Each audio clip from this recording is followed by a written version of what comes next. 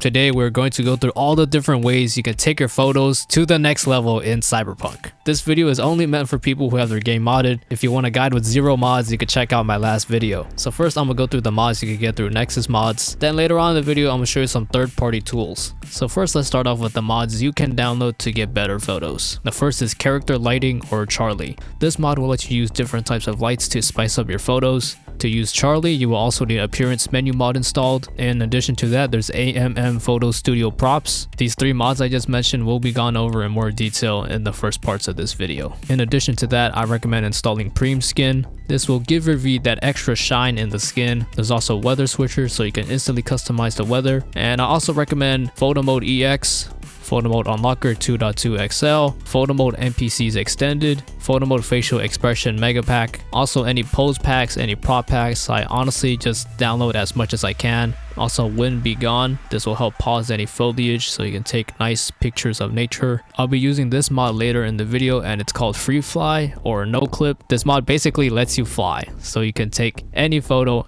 anywhere in Night City. And lastly, I recommend LUT Switcher 2, and on the same download page I recommend downloading some LUTs. The one I'm currently using is Ghost in the Shell Legacy. LUTs basically change the color and tones of the game. By default, the game has this really nasty green in the shadows. Installing a couple of LUTs will help your photos look much cleaner. With all that out the way, let's first set up a backdrop for our photos using appearance menu mod and the photo studio props. So inside of AMM, you can easily select that location you can teleport to. There are a ton of preset locations, so you can go ahead and check those out. And you can also save any position you are in the map. So I'm here at the wind farms, so I just like to pick a place that has no other external lights other than the sunlight. A place like the wind farm is perfect so you don't get any other lights interfering in your shot. So to spawn something in, you're going to want to press your CET overlay hotkey. It should be the slash button by default. And then to spawn it, you're going to go to decor. Now you just search for photo studio.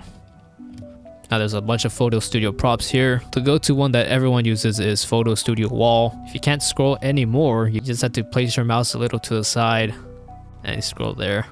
And there's photo studio wall. And now to edit the wall, you're gonna want to go back up here to target. Hit target, and then you're gonna want to go to tools, open target tools. And here you go. This is where you can move it. So let me just move it slightly away from me. And now you could adjust the scale.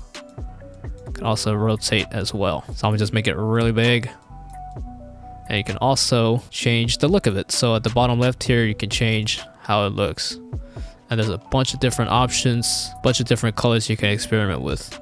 I usually like the low ones, the low variants. The low variants will have more saturated colors. Now my V is wearing blue right now, so I'm gonna go with a neon blue low. And what you could also do is spawn some more walls so you can block yourself in so you can completely block off any light. Sometimes the moonlight or the sunlight will show up and affect the lighting, so I'm gonna just build a quick box real quick. So I'm just gonna clone this and I'm just gonna box myself in. Target. I'm gonna change the other walls to black. And after you just built something in AMM, you could just save the preset. So you could just click here, save all. So the next time you load in, you could just come back to your preset. You can also save the location of where it's at. You can do that by going to tools and share current location.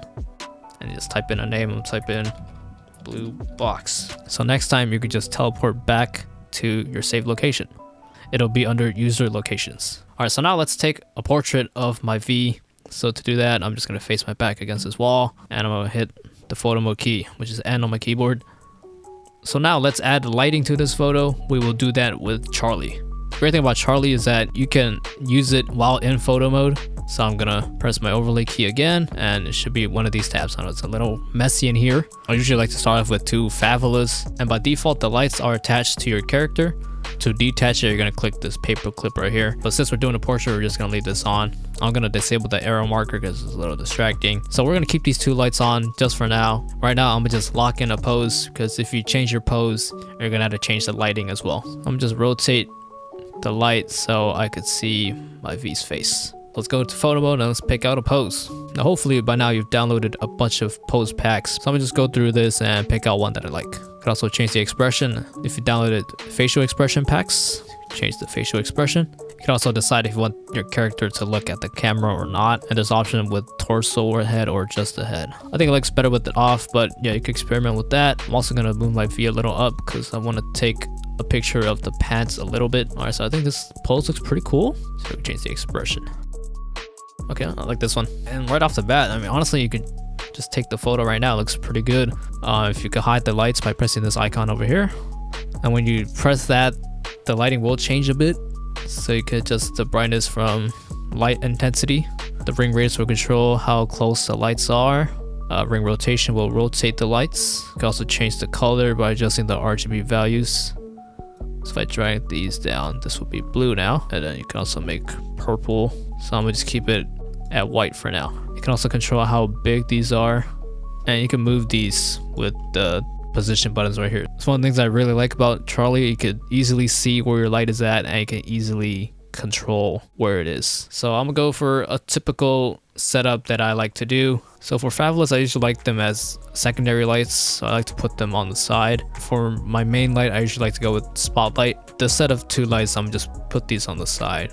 So I'm gonna rotate here, stretch these a little farther, hide them first because the lighting will change when you hide them. You just have these on the side, low key, not too distracting. To light up the face, I like to go with the spotlight. Typically like to go for butterfly lighting. Put it simply, butterfly lighting is to light the top and the bottom of a person's face. So I'm gonna do that with my spotlight. So it's usually spawns behind your character. You could just rotate your light, and I'll bring it a little closer here.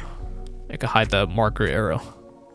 So to explain the position coordinates, X will move your light side to side, the Y will move it forward or backward, and then the Z will move it up and down. So this first light, I want it up and pointing down, so I'm gonna drag the Z slider up a bit, and then to point down, I'm gonna move this X. I'll also move the Z slider a bit to move it left and right. So now my goal here is to light my subject's face without making it too bright, and I'm gonna hide the mesh so it's not in the way. Now the unique advantage of a spotlight, you can adjust the inner and outer angle that will control how big the radius of the light hits. So higher the outer one, it will affect more surface area. If I lower it, it will affect less. Now I'm just gonna target the face, so I don't want the outer angle to be that huge. And if the inner and outer angle are the same number, it will be the same brightness all the way, and the edge will be very harsh. So I'm just gonna lower the inner angle to the lowest it could go. So now the edge is nicely rolled off. So I want the face to be well lit, but not too bright. So something like this will be too bright. It's a little too white right here. I still want to see some type of detail in the face. Not too bright, not too dark. Okay, I think that looks pretty cool. You can always micro adjust it later on, but I think that's a good spot. So let's hide it. Let's hide my mesh here. So I'm actually gonna turn off the 2 favelas right here so I could just focus on the face for now. I could decide to turn it back on later, or if it looks good without it, I'll leave it off. And also the brightness is gonna change throughout. There's no way to actually fix it. So yeah, that's one of the annoying problems with this game, is that it auto changes the brightness for some reason. You can easily just go into your photo mode and lower the exposure a bit. Lowering the exposure is like a safe remedy for that, but yeah, unfortunately it's just one of those things that you're gonna have to deal with. As you can see, after I set up my first light, it's casting some shadows underneath the nose and underneath the chin. So for my second light, I'm gonna do a spotlight again, but this time it's gonna be lower and pointing up at the face. Alright, so now that we've lit the face, let's light everything else now. Let's turn these back on, and I'm lower the light intensity a little bit.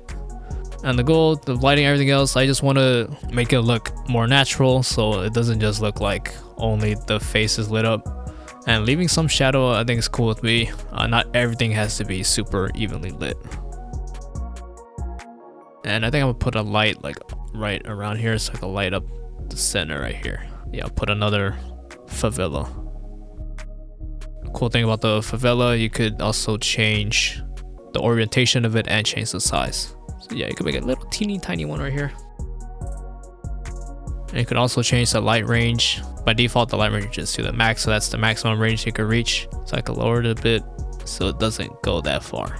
Honestly, you don't have to do that much. You could probably just get away with one light setup, or a double light setup. This is just to show you the amount of stuff that you can do and how intentional you can be with your lighting. Yeah, this does seem kind of redundant, but the point is to create some subtle shadows on the face so you can bring out features. So what I decided to do is lower this top spotlight a bit so I can create a subtle shadow on the face, bring out the jawline more, and just have a little more room for the glowing eyes to glow.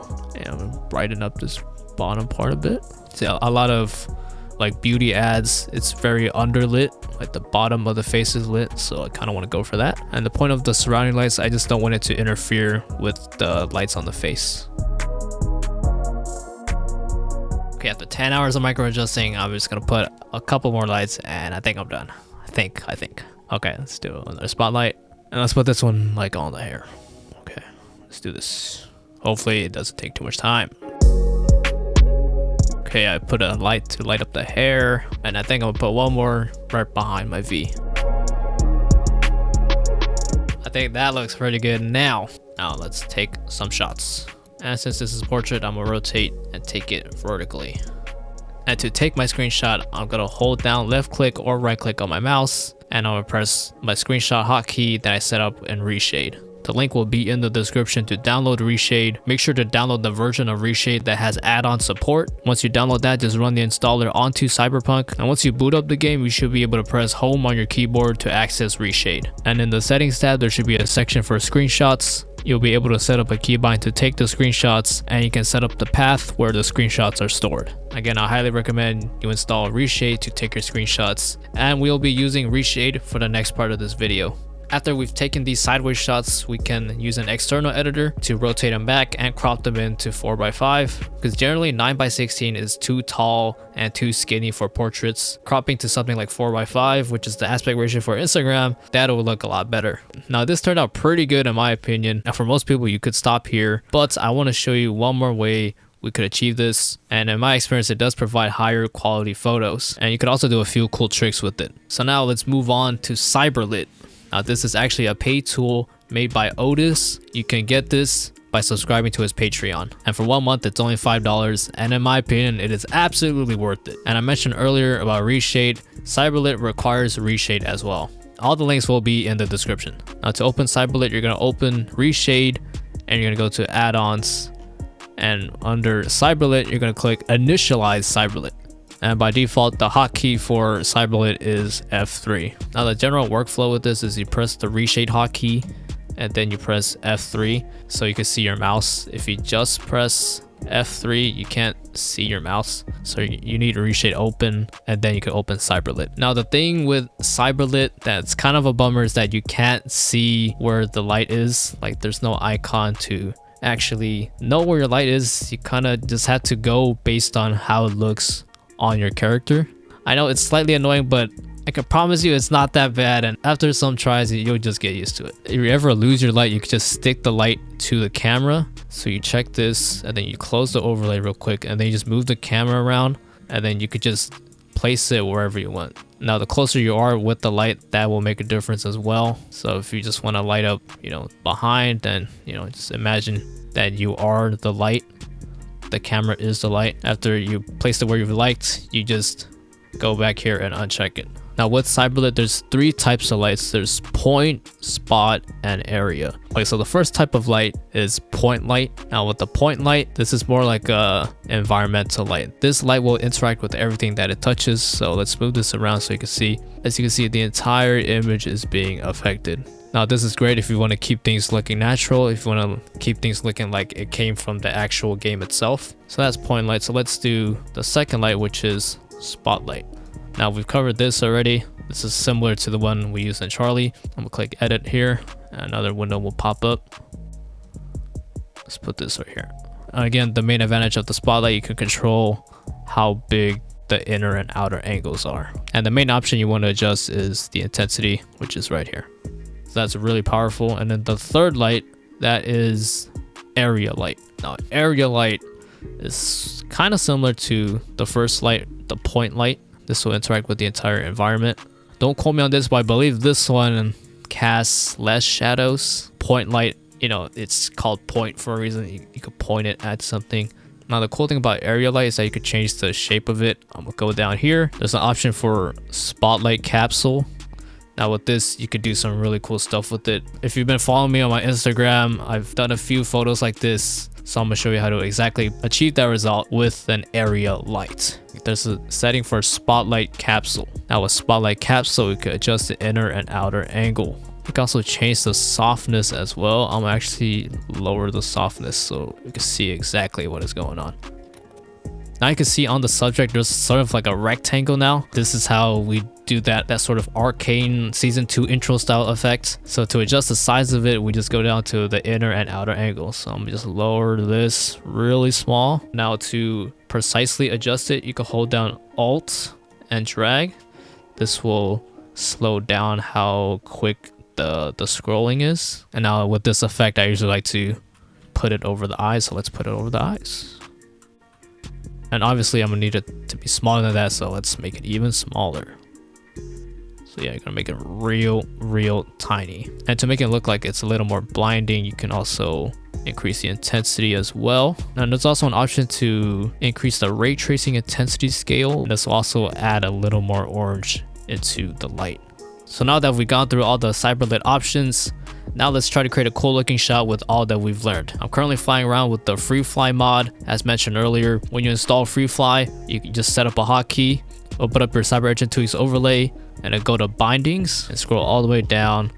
And there should be a Free Fly activation key. And you just hit that hotkey and you'll be able to fly around. So now I'm just gonna fly around Night City and just look for a cool background to take my shot. And honestly, you don't even need to land on a rooftop or land on the ground. You could just stay in midair and go for a shot. So I kind of like these blue windows here. So let's do something with this background. All right, I'm enter photo mode here. With this setup here, I'm gonna try to create something with the area capsule light that I showed you earlier. Before I set up my pose and my lights, I'm gonna connect one more thing that will enhance the quality of this photo, and that is Otis tools. When you subscribe to Otis's Patreon, you will get photo mode tools for all the latest games. So in this video, I'm going to use his photo mode tools for Cyberpunk. Now to connect the tools, it's a separate application, so I'm gonna launch that right now.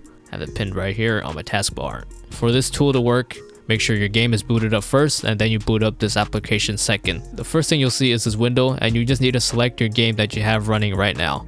So I have it selected to my Cyberpunk, and you just need to click inject DLL.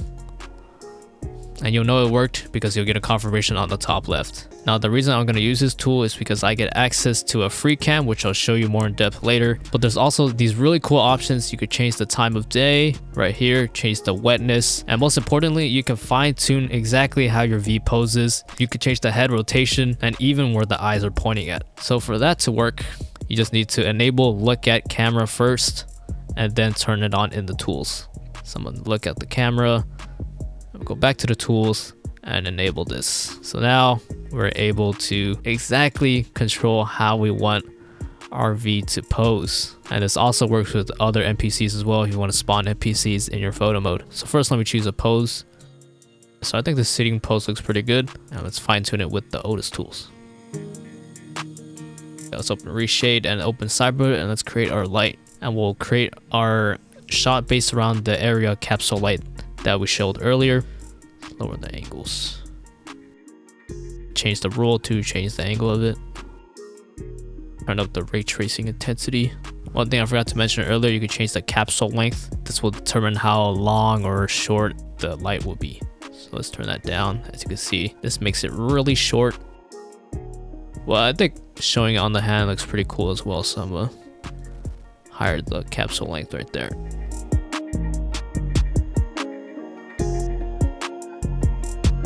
And now I want to start lighting up the hair, so let's create another light, and this time I'm gonna create a spotlight, and this time I'm gonna change it to blue to match the blue hair.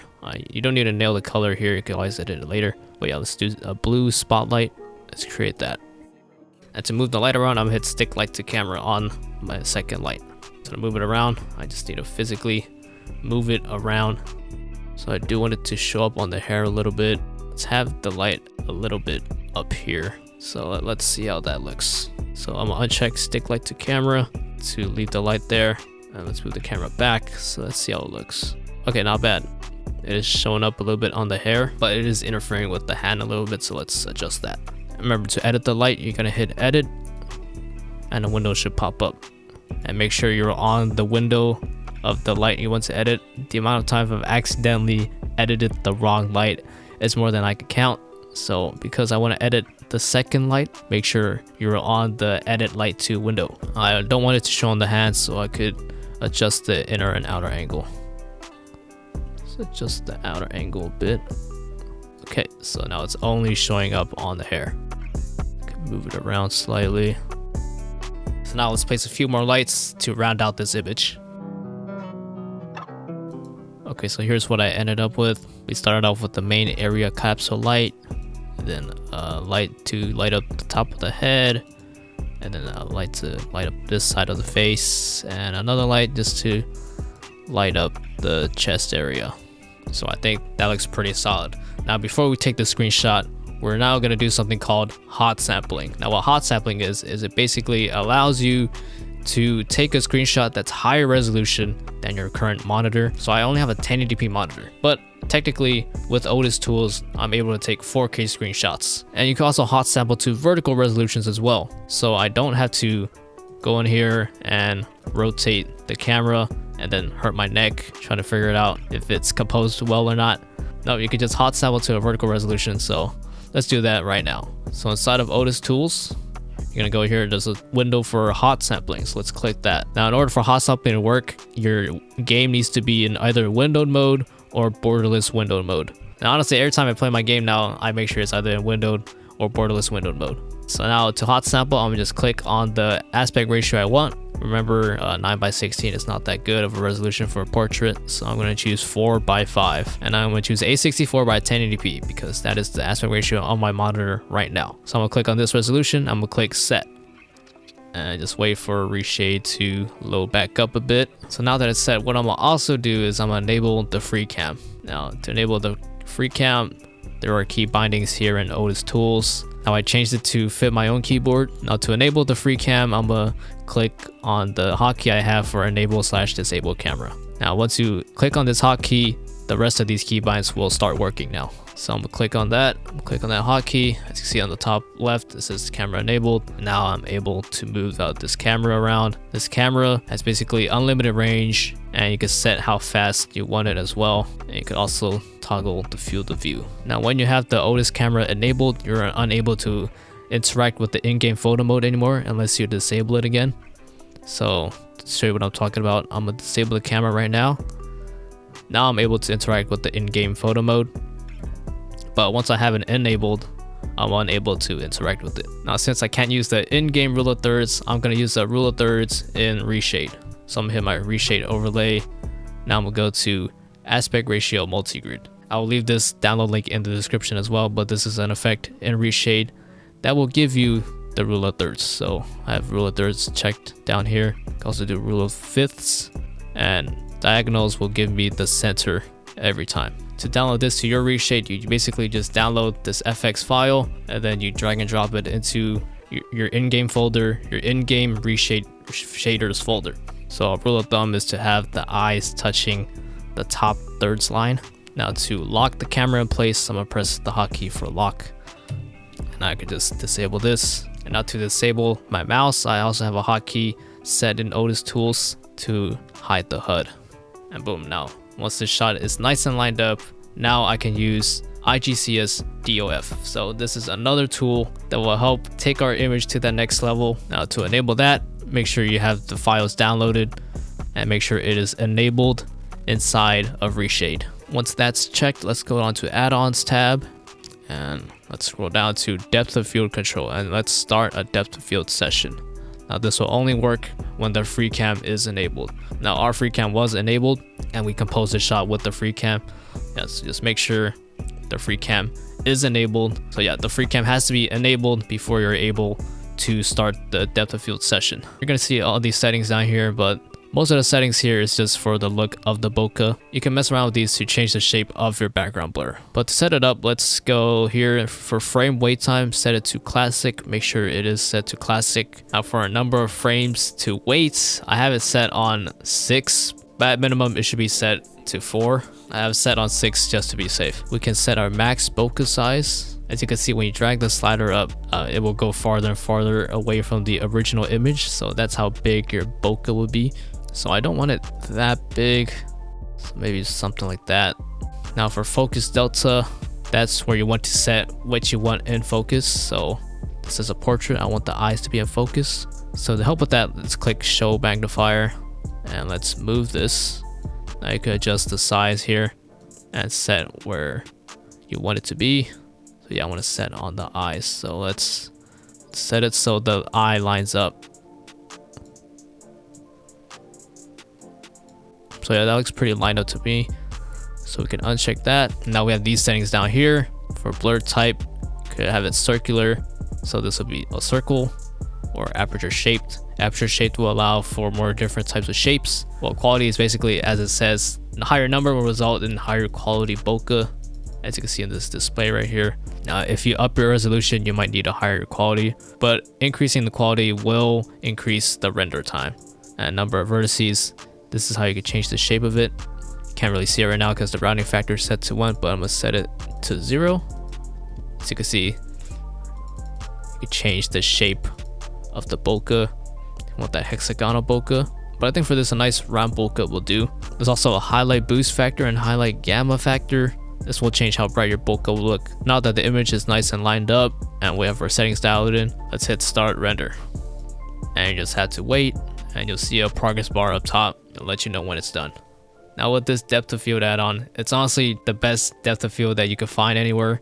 Now what this tool also does is it also acts as a sort of anti-aliasing. So this will help smooth out the hair. A common complaint about Cyberpunk hair is that it looks pixelated sometimes. Now this add-on is probably the best solution to that issue. And obviously the type of hair mods you install will vary in quality as well. But IGCS DOF, it's pretty good at smoothing things out. Now let's take our screenshot with our screenshot hotkey inside of Reshade. Now once you've gotten your 1080p screenshot, now you can upscale to even higher if you're feeling adventurous. I would not recommend you hot sample too high of a resolution. Your game will crash. I have an RTX 4070 and I don't like to go past 4K. And since I'm recording, I don't want to explode my PC, so I'm just gonna upscale 1.5 times. Now before I do that, I'm gonna just shrink the Reshade UI because your game will look zoomed in. So I'm gonna just place this near the middle, and now let's hot sample.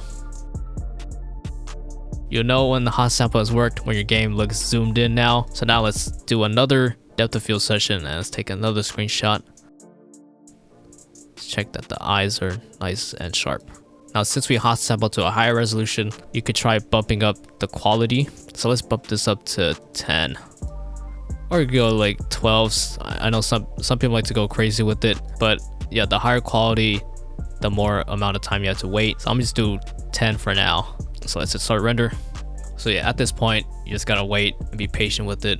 Now the downside to this type of workflow is that you don't really get the opportunity to take many different types of shots, but this is the add-on that the quote-unquote pros use. This is what I've seen some of the best virtual photographers out there utilize, and honestly for good reason. It's much better than the in-game one, and it's much better than the other depth of field options available in Reshade. So yeah, let's double check if we're done here, and yeah, we are done. So let's hit our screenshot key, and a quick tip, you could also resize here if you want to see the top, or you want to center it. There's alignment controls here. With all that being said, that about covers it. At the end of the day, these are just tools. It is ultimately up to you, the photographer, on how you manipulate lighting and how you manipulate your composition to create the best looking images. And it is normal for you to spend hours on just one single shot, because there are so many possibilities you could do with lighting, with props. Just remember to read the instructions. Everything talked about in this video will have some sort of installation instructions or a readme. Don't be afraid to read the documentation. That's it for this video. I'll see you guys in the next one. Peace.